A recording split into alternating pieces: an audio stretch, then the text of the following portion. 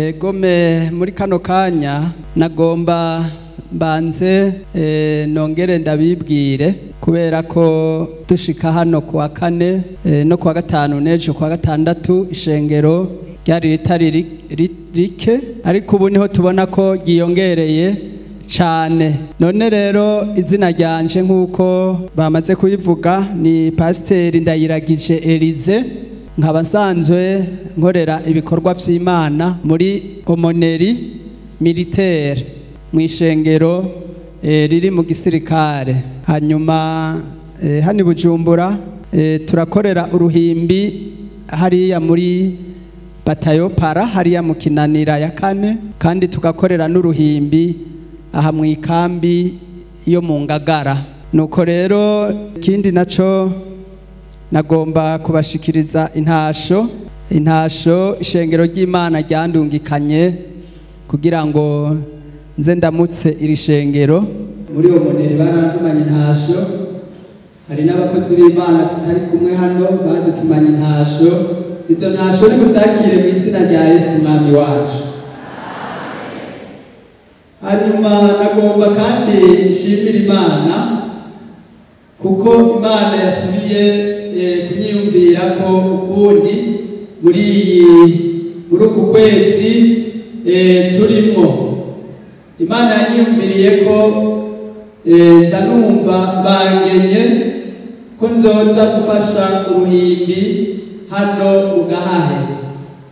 Hanyuma rero nibaza ko abenshi cyane muri mwebwe musanzwe munzi ko twafatikanije ibikorwa by'Imana hano mu Gahahe. Ndumubwiriza wa hano mu Gahahe kuva mu kwezi kwa mbere k'umwaka wa 2019 gushika mu kwa kabiri k'umwaka wa 2020 dufatikanije ibikorwa by'Imana hano mu Gahahe. Yesu abahezagire cyane. Kuba mukiri bazima mu Mana, twese tukiri bazima, ico ni ikintu cyo gushimira Imana, ico gushimira Imana. None rero ico numvise no gushimira Imana cyane. Hanyuma ico nagomba ndangirize ko imbere y'uko duca turaba ijambo ry'Imana, nagomba kandi iri shengero n'abakozi b'Imana mfata akanya gatoya ko kubashimira. Ndabashimire ukuntu mwatwakiriye kuva ku munsi wa kane dushitse hano. By'ukuri jewe ubwanje narabonye urukundo mwanyakiranye, narabonye umutima wo kunezererwa mwanyakiranye, mutwakira neza, mutufata neza, muratwitwararika, muraturamutsa munezerewe. N'abandi tutigeze tubonana tubonanye uyu munsi nabo biteguye kundamutsa kugira ngo tuze gutaha twabonanye nabo twari dusanzwe kumbure dukorana ibikorwa by'Imana. None rero ndabashimiye cyane kuvyo mwadufashijemo nuko mwadusengeye mukatwereka umutima w'urukundo. Umwami wacu Yesu Kristo nabibahezagirire. Yesu nabahezagire. Egome uwo mugisha ubabeko. Hanyuma rero tugomba dusoma ijambo ry'Imana, ariko kandi uyu munsi turi ku munsi w'Imana, turiko turasozera igikorane twagitanguye. Jewe nashitse hano kuva ku munsi wa kane, kuva ku munsi wa kane twarasangiye amajambo y'Imana ku bari hano kuva ku wa kane gushika ku munsi w'ejo barayibuka, ariko ku batari hano twavuganye ku ijambo ry'Imana rivuga ku kwirinda icyaha cyo kwikomantaza umutima. Niryo jambo twasangiye muri iyi minsi itatu irenganye, kwirinda icyaha cyo kwikomantaza umutima. Twabonye ko umuntu yikomantaza umutima mu gihe yirengagije aho Imana igejeje ikora, agatangura kwidodombera Imana nkaho umenga Imana ntimuzi, nkaho umenga Imana ntimwitwararitse, akibagira aho Imana yamukuye n'aho imugejeje, ariko akasenga amasengesho yo kwidodomba. Twabonye ko ivyo ari ugukomantaza umutima, kutibuka ivyo Imana yagukoreye iyo uri mw'igerageza. Twarabonye kandi ko gukomantaza umutima ari igihe umuntu aburirwa n'ijambo ry'Imana ku caha yakoze, hanyuma ico caha yakoze akikomantaza umutima ntacature, kandi ijambo ry'Imana rimuburiye ko yokwihana. Ico naco twakibonye mu gukomantaza umutima imbere y'Imana. Kigira gatatu twabonye umuntu akomantaza mu mutima, twabonye ko ari igihe Imana ibwira umuntu ico yokora, ikaze ikavugana n'umuntu ati duhoraho n'Imana ni jewe ndakubwiye kora uku, nkorera mu gikorwa canje uku, nukora uku nuku nuku. Hanyuma uwo muntu agahusha umwanya wiwe Imana imubwiye gukorera muri ico kintu ntagikore. Ivyo navyo twabonye ko ari ugukomantaza umutima. Umuvyeyi wenyene w'amaraso akubwiye ati mwana wanje kora uku, ntubikore, uboneka kuri umuntu agambarara, uboneka kuri umuntu atumvira abavyeyi. Nuko rero n'Imana hari haba ituma gukora, hari n'abo ituma kuvuga, hari n'abo ituma gushitsa, hari n'abo ituma kuyikorera mu gikorwa cayo, ariko ntibabikore, bakikomantaza umutima. Niyo majambo y'Imana tumaze imisi turaba uburorero butandukanye bw'abantu bagiye bakorokera mu caha cyo kwikomantaza umutima. None rero shengero ry'Imana, twarabiye amajambo y'Imana. Uyu munsi no gusozera, nkunze kuvuga ni uyu munsi mu kunywa agasosi hanyuma duce dutaha. Iyo umuntu yariye ico aherukirako ni sosi. None rero ntidutevya, ariko turabe ijambo ry'Imana mu cete canditswe na Yakobo. Icete canditswe na Yakobo, dusome igice ca 5. Yakobo igice ca 5 niho tugomba dusome ijambo ry'Imana. Duhere hajya ku murongo w'indwi. Impanuro yo kwihangana. Nuko bene data, mwihangane mushitse aho Umwami Yesu azozira. Ewe umurimyi arorera imirima y'imyiza, ayirindira yihanganye gushitsa aho izorongera imvura y'agatasi n'iy'urushana. Nuko namwe mwihangane mureme mu mitima, kugukunza k'Umwami kuri hafi. Yesu nashimwe. N'ayo majambo muri iki cete Yakobo yandikira ishengero ry'Abisirayeli ryari ryasabagiriye mu bwami bw'Abaroma hirya no hino mu Buroma. Yabandikiye iki cete, akibandikira ari umukuru w'ishengero. Yakobo yari umukuru w'ishengero, arongoye ishengero ry'i Yerusalemu nko mu mwaka wa 45 Yesu Kristo amaze kuvuka. Byari ngombwa rero umukuru w'ishengero kandi ryo mu gisagara cy'i Yerusalemu gukurikirana umukuku no gushishikara kubafashisha ijambo ry'Imana, kugira ngo iyo bari basabagiriye hirya no hino mu gihugu cy'i Roma, imitima yabo ishishikare gushikama, bashishikare kwegera Imana. Aha rero twasomye yababwiye amajambo yo kubahanura. abahanura abaha impanuro yo kwihangana. Arababwira ngo nuko bene data mwihangane mushitse aho umwami Yesu azozira. Yagomba ko iri shengero rikomeza kwihangana, rikomeza kwihangana kugeza umunsi Yesu Kristo azoba agarutse kujana ishengero. Arabaha akarorero gafatika dusanga muri Bibiliya yahaye ababari hirya no hino mu gihugu. Arababwira ngo umurimyi arorera imirima myiza.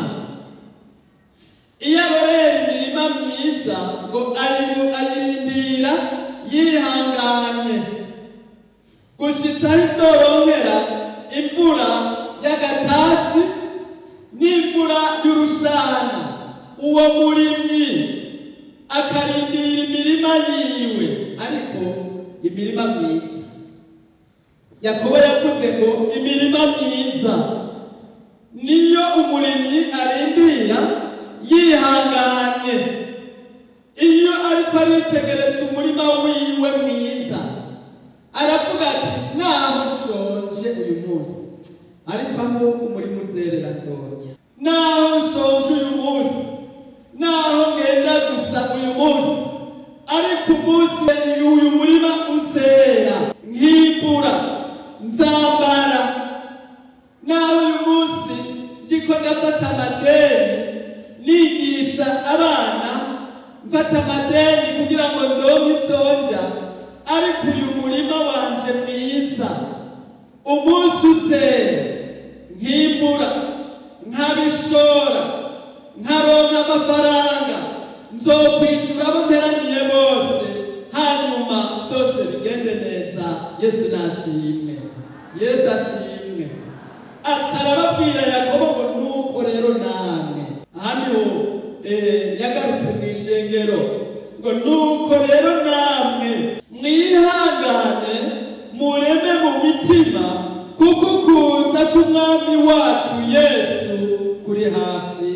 Yesu nashimwe, Yesu ashimwe. Mwihangane kuko kuza k'umwami Yesu kuri hafi. Iri jambo Yakobo yaciye agarukana agahereza ku ishengero. Nanje nibyo numvise twovugana ko kuri uyu munsi ijambo ryo kwihangana. Yesu Kristo nashimwe. Niryo mpwemu yera yashize mu bugingo bwanje ngo tuvugane kuri uyu munsi. Maze gusenga Imana, nari mfise ijambo nateguye nzogaburira ishengero kuri uyu munsi, ariko Imana irampindurira imbwira ko mvuga kuri iri jambo ryo kwihangana. Yesu nashimwe, Yesu nashimwe.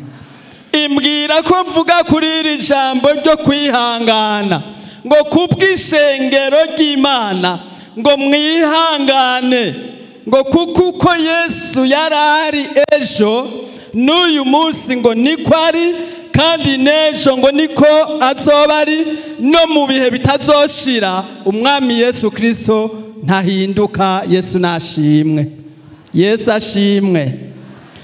Birashoboka rero iri jambo ryaje ku bwawe.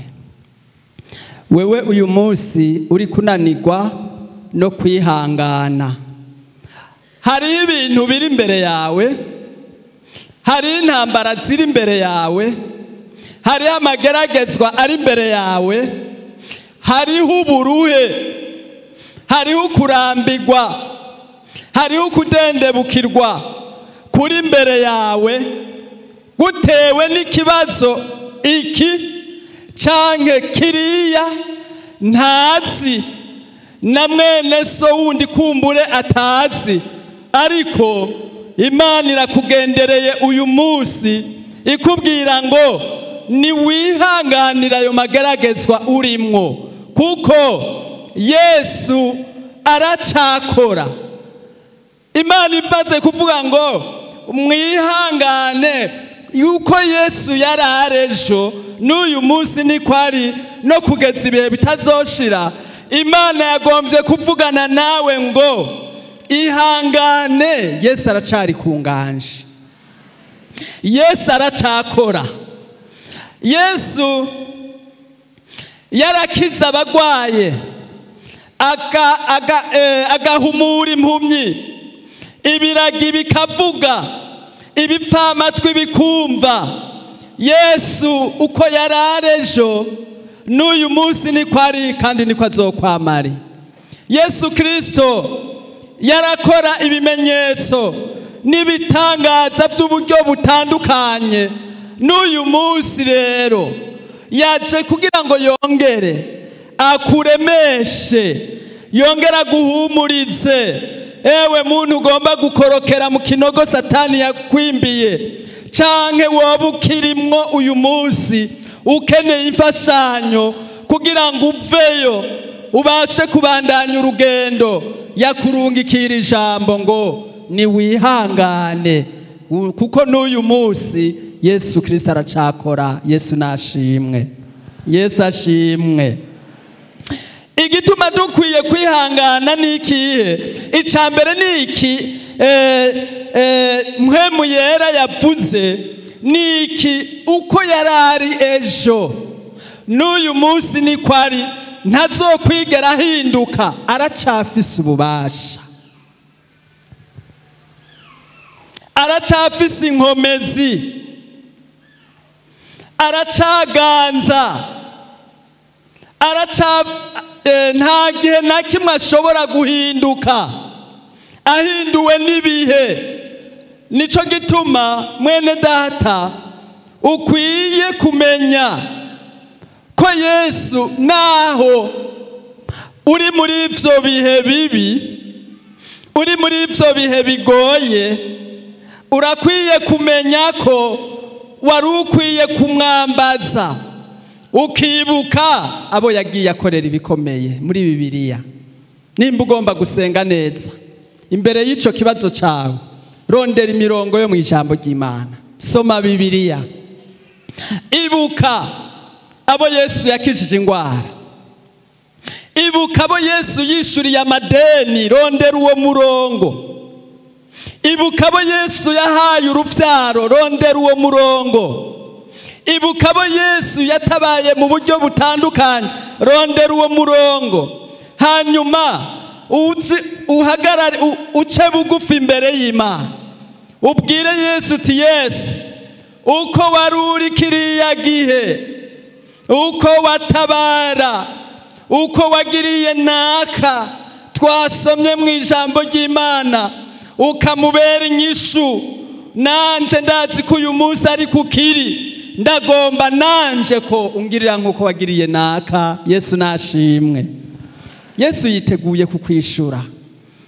Hari amasengesho yo muri mpwemu, hari amasengesho yo mu vyahishuwe, ivyo Imana yagiye ikora.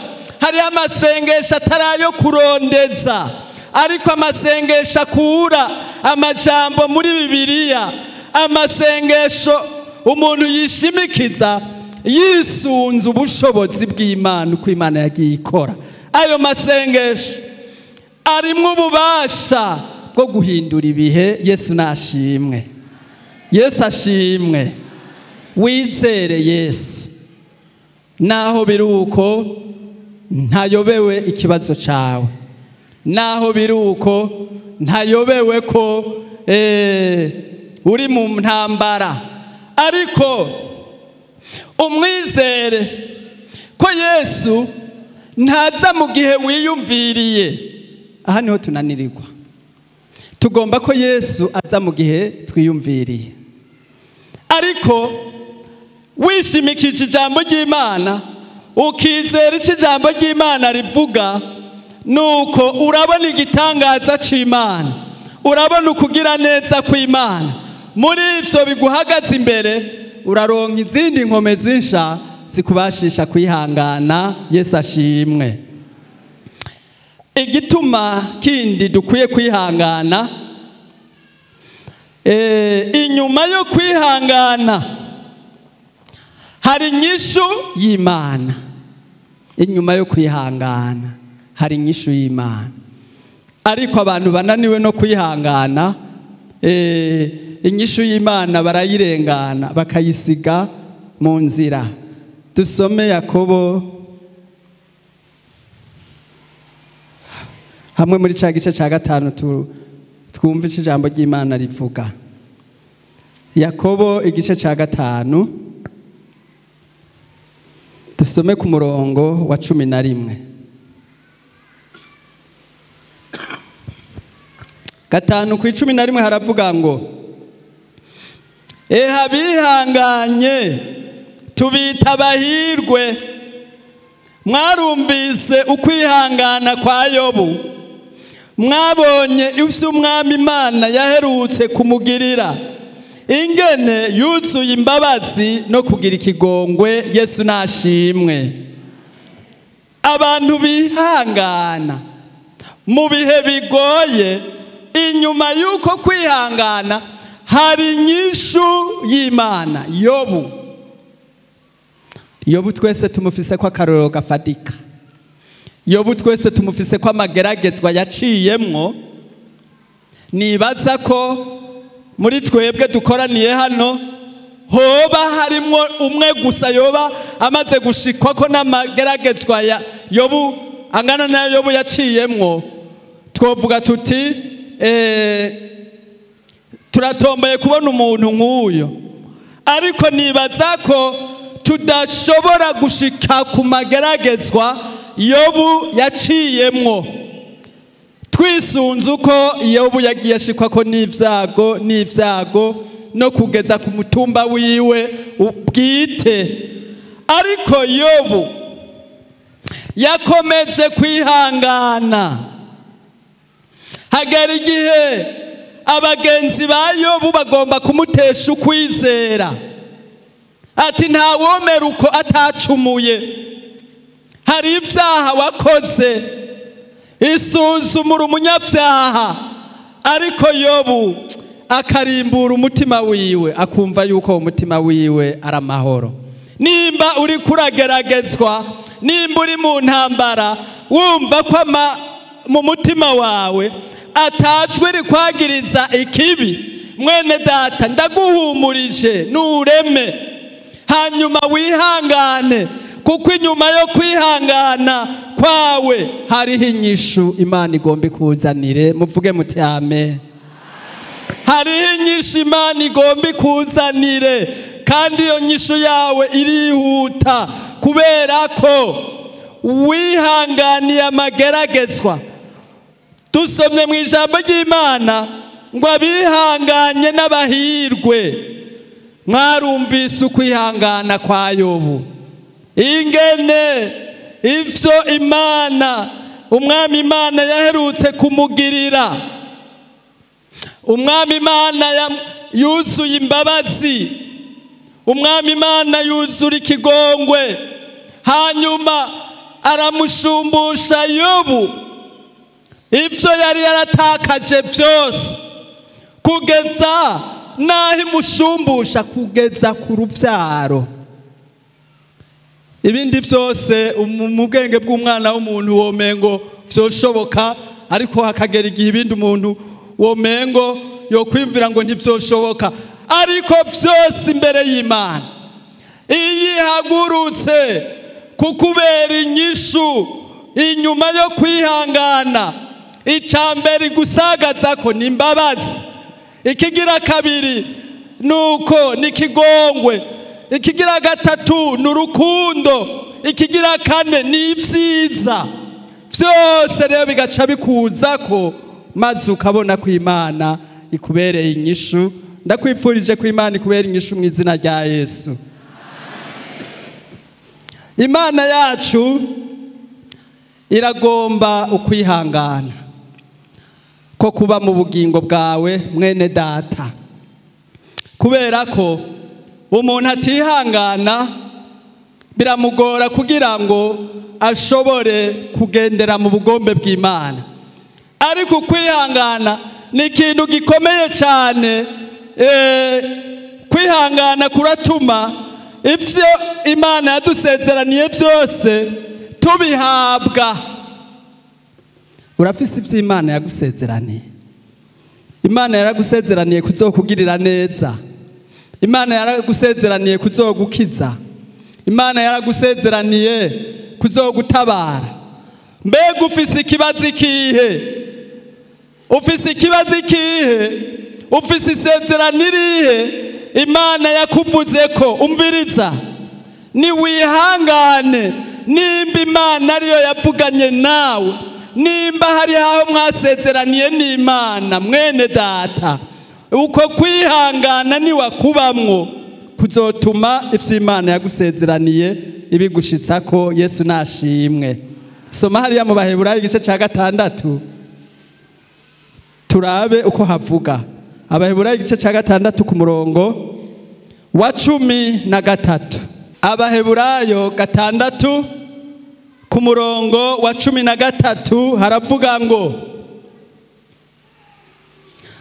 amasezerano y'Imana atera ivyizigiro. Hamwe Imana yasezeranira Aburahamu isezerano, kuko atawe yogira indahiro ayiruta, yarirahiye iteka no kuguha umugisha nzowuguha, kandi no kukugwiza nzokugwiza. Niko vyamubereye.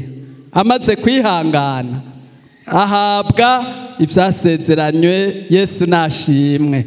Mwibaza aya majambo Imana yabwira Aburahamu ngo nzokugwiza, ngo uruvyaro rwawe ntiruzoharurika, ngo ruzongana n'inyenyeri zo kwijuru, ngo ruzongana n'umusenyi wo kwisesero ry'ikiyaga. Mwibaza ngo haciye igihe kingana gute? Mwibaza ngo haciye imyaka ingana gute? Uyu munsi umuntu arasengera ikintu, Imana ikamuha isezerano, akaryitega ko rizoshika ku ndwi itangura, akaryitega ko rizoshika mu ndwi zibiri. Ndaguhaye iki, uhejeje kukironka, ndagukijije, ndagutabaye. Akiyumvira ngo ngira ngo mu kwezi gutangura ku 12 nzoca ndakironka. Akibaza ngo mu mwaka umwe nzoca ndonka ico Imana yavuze. Aho rero ariko akorera mu vyiyumviro vyiwe, ngo nyuma y'umwaka ngo niho mbona ngo bizoba vyatonze neza, ngo ngira ngo iki Imana yavuze ngo niho kizoca gishika. Ngo ndabona ngo nyuma y'umwaka ngo niho nzoba nahejeje amashure, ngo none rero ngo bizoca bigenda uku. Ariko akibagira uko Imana imeze. Twaravuze ko inzira z'Imana zitandukanye n'inzira z'umwana w'umuntu, ariko Imana iragomba ko umuntu yihanganira muri izo nzira z'Imana, akagendera muri izo nzira z'Imana yihanganye.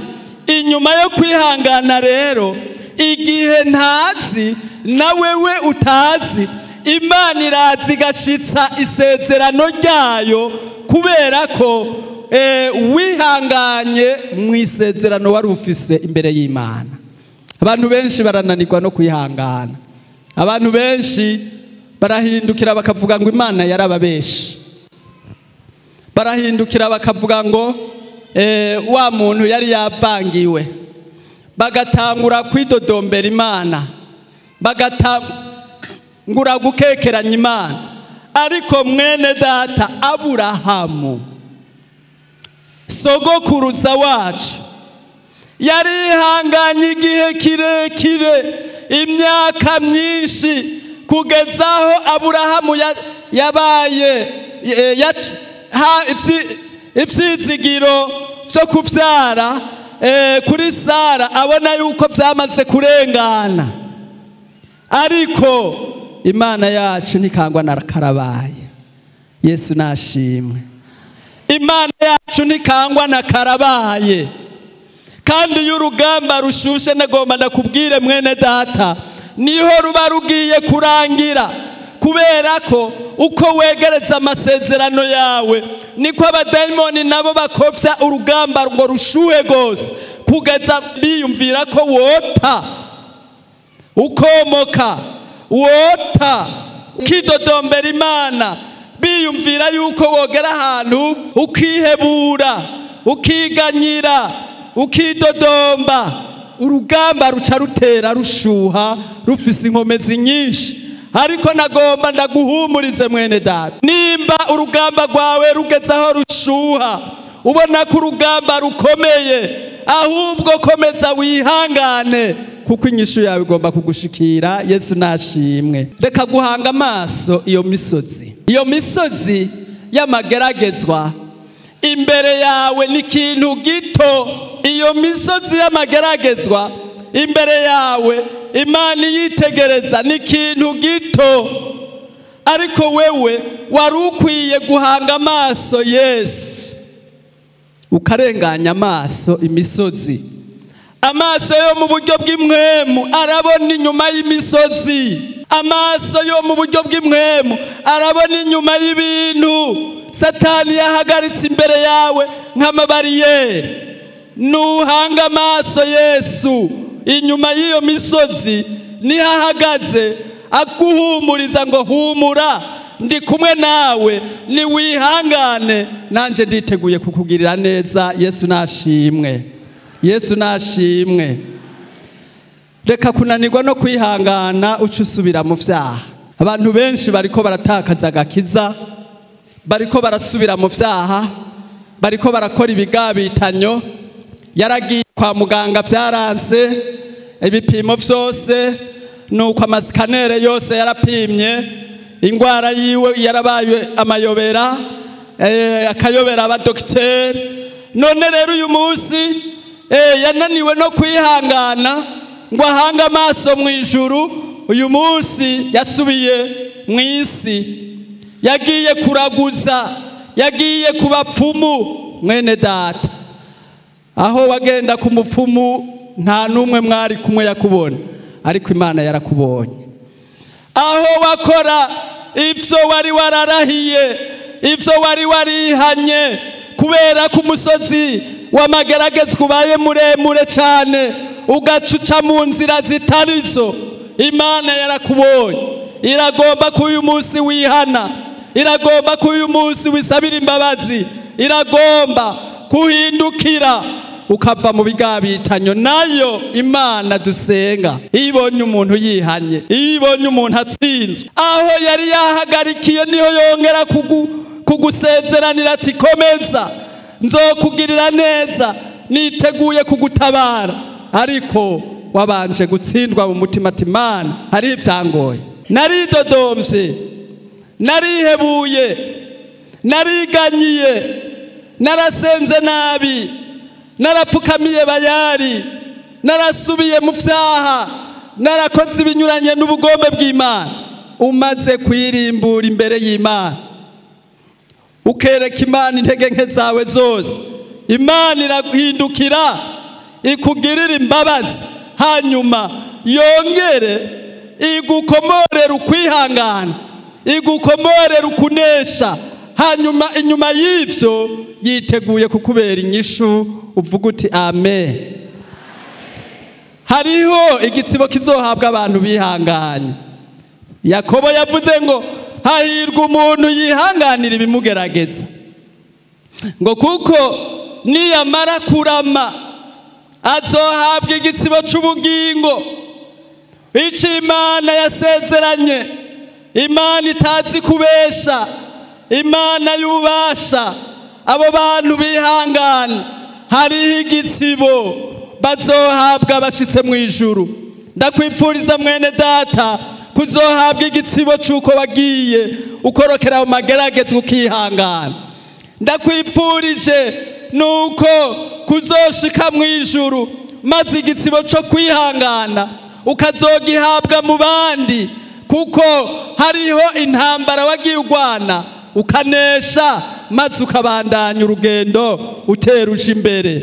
Hahirwa umuntu yihanganira ibimugerageza, kuko niyamara kurama azohabwa igitsibo c'ubugingo. None rero mwene data, tugomba dutere dusozera, ariko Imana yakuntumyeko ngo kubw'ishengero wihangane wihangane mwene data, uko Yesu yararejo n'uyu munsi niko ari, nejo niko azoba ari, no kugeza ibihe bitazoshira. Yesu Kristo ngo ntahinduka, yamara umwizigirwa.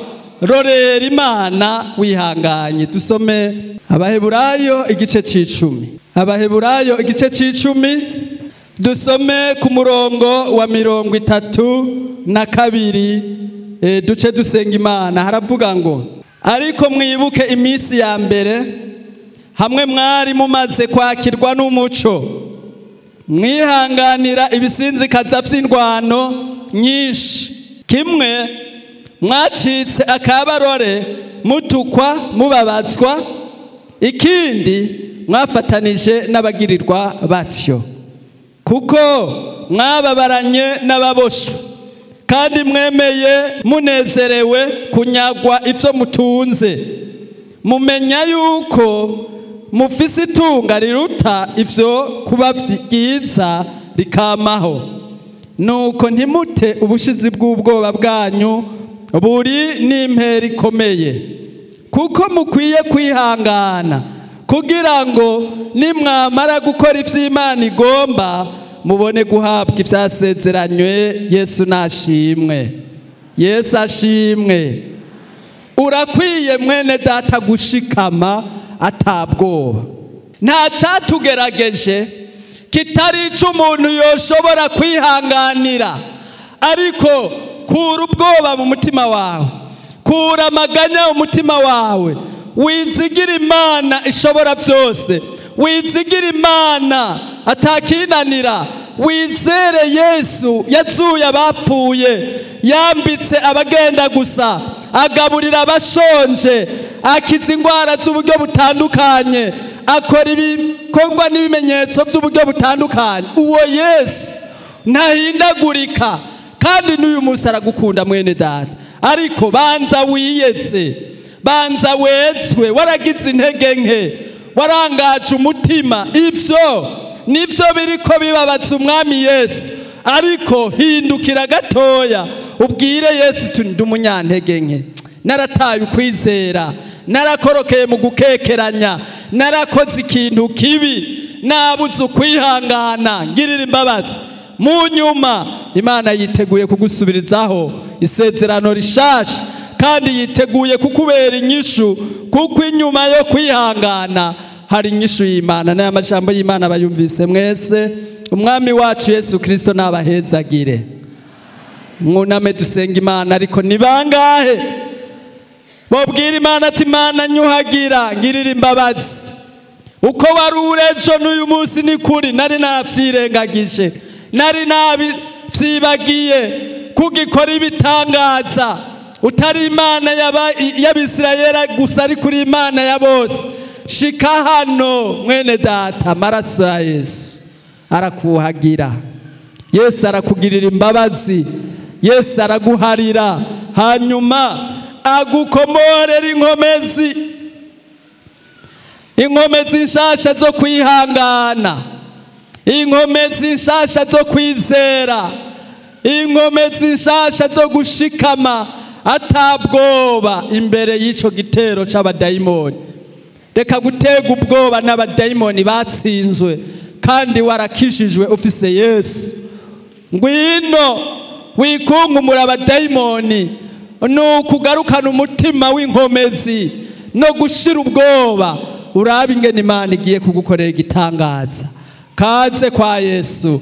Yesu ico agomba nuko gusa wemera uti ndi umunyantege nke, nanje natsinzwe. Nta kindi akugomba ko gusa wemere intege nke zawe, hanyuma umwami Yesu ariteguye kugutabara, ariteguye kukugwanirira urugamba no kukuneshereza intambara.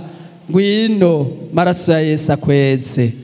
Nta kengeye mw'izina rya Yesu, bagirire neza, bezesha amaraso mw'izina rya Yesu, bemere bave mu gitabo c'imanza, bandikwe mu gitabo c'ubugingo, baha amahoro, baba abana b'Imana, abana nyakuri, abana b'ubwami, mwami wacu Yesu Kristo wa mugwanizi yoye kongera kubarega kuko baguciriye bugufi bakihana bakakwemera bakemera kujana nawe. Urakoze kubagiriye neza, urakoze kubahariye kuvyo bibuka n'ivyo batibuka. Dusenze twizeye kubibakoreye mu izina ry'umwami n'umukiza wacu Yesu Kristo, amen. Tugomba muri kano kanya dusengere umuntu afise umutwaro, kandi ni wewe umaze iminsi ufise intambara mu mutima, umaze iminsi ugwana izo ntambara, nuko Satani agomba kunyage ukwihangana, agomba kunyage ukunesha, ariko Yesu yakugiriye imbabazi, yumvise amasengesho yawe, naho uri muri izo ntambara zigomba kukurusha. None rero haguruka, hagurukana ukwizera, wizere ko n'uyu munsi Yesu ariko ari, wibuka ivyo Yesu yakoze, wibuka abo Yesu yagiriye neza. N'uyu munsi washira ukwizera ati ndazi Yesu ko n'uyu munsi ari kuri, ngwino ntabare, ngwino mbere inyishu. Reka dusabe umukozi w'Imana Pasteur ashike hano asenga Imana kubwo abafise imitwaro y'uburyo butandukanye. Woba ukeneye n'ubushobozi bwa mwemu yera, wumva mu bugingo bwawe wabuze inkomezi zo kunesha, nuwo n'umutwaro nuwubwire Yesu kugira ngo akwambike izindi nkomezi nsha. Kaze. Mana mu izina rya Yesu Kristo umucunguzi wacu, Mana ukunda bene data bahagaze, ukunda mwene data umuntu wese ari ngaha, Mana uzi ibibazo umuntu wese afise. Jambo ry'Imana rivuga ngo nimuze abarushe n'abaremerewe ndabaruhura. Erega Mana data rwa byose ingwara ziraruhisha, ni naco gituma muri aka kanya turamvuye ikiganza Mana data rwa byose dusengera umuntu wese afise ingwara agwaye. Mana umukize mu izina rya Yesu Kristo. Jambo ry'Imana niyo ryabivuze yuko tuzosengera abagwaye bakire. Niyo turabasengeye Mana dufatanije n'aba bakozi b'Imana twari ngaha bose. Ukize umuntu wese ababara Mana data rwa byose, kandi umukomezi umwe kwihangana, umurinde ubwoba, umurinde amaganya mu izina rya Yesu Kristo. Igihe cyose Mana azopfukama gusaba uzumubera inyishu, igisata c'ingwara gikire kubera data rwa byose. Yesu Kristo uri umuganga aruta abaganga, mu izina rya Yesu Kristo warakijije ingwara zitandukanye, niya mwene data niho reka kuyikiza. Data rwa byose turasengeye n'uwundi muntu wese ari ngaha afise ikindi kibazo. Mana data rwa byose uri Imana ishoboye, Imana nyamana, Imana mushobora byose, Imana itanga inyishu y'ibibazo byose. Mana kujya wishyura ibibazo bya Yobu, ukishyura ibibazo Mana bya Moridekayi, ukishyura ibibazo Mana haleluya byaba Mose n'abandi bose. Mana bwoko bwawe Mana buri ngaha turakwinginze ubishurire ibibazo, ubahe kwihangana, ubarinde Mana ico batera ubwoba, ubarinde Mana kudendebukirwa, ubarinde Mana ico babuza Mana baje imbere yawe ngo basenge. Mana ubongera inkomezi, ubagirire neza, ubakize, ubabere inyishu. Kandi Mana uyu munsi ntibaze wibagire Mana ko batabawe, baze bashika imbere yawe bashima Imana banezerewe Mana ko wabere inyishu. Uragahezagirwa Mana kubagiriye neza, kubakijije, kubaye inyishu ku bibazo byose. Turabigusavye Mana mu izina rya Yesu Kristo umucunguzi wacu, amen.